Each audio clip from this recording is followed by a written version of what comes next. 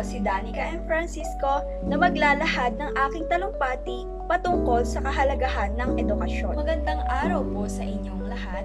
Ngayong araw, nais kong ibahagi sa inyo ang aking mga saloobin tungkol sa kahalagahan ng edukasyon. Hindi ito basta isang paksa lamang. Ito ay ang pundasyon ng isang matatag at maunlad na lipunan at ang susi sa mga personal na pag-unlad.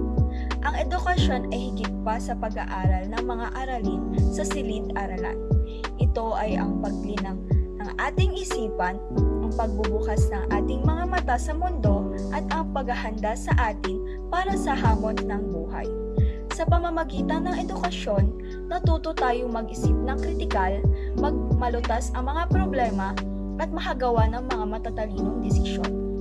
Tinuturuan tayo rito ng disiplina, determinasyon at kahalagahan ng pagsusumikap. Ang edukasyon ay nagbibigay ng mga kasanayan na kailangan natin upang maging produktibong miyembro ng lipunan.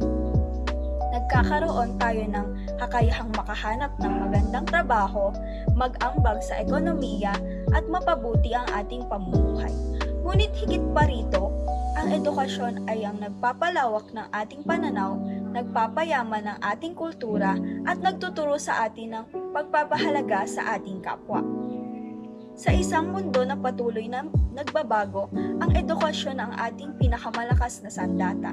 Ito ang nagbibigay sa atin ng kakayahang umangkop sa mga pagbabago, matuto sa mga bagong kasanayan at magtagumpay sa gitna ng kompetisyon. Sa pamamagitan ng edukasyon, nagkakaroon tayo ng kakayahang mag-innovate, mag-imbento at lumikha ng mga solusyon sa mga problema ng ating lipunan.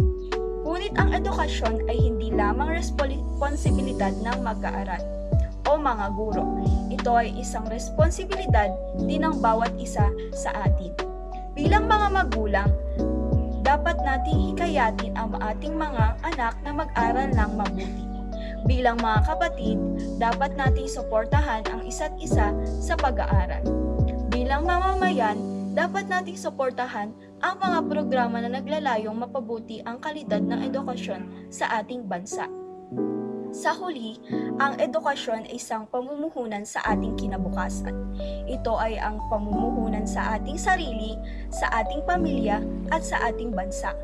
Sama-sama po tayong magsikap upang mapaunlad ang ating edukasyon at maitaguyod ang isang lipunan na pinahahalagahan ang kaalaman, ang karunungan at ang pag-unlad.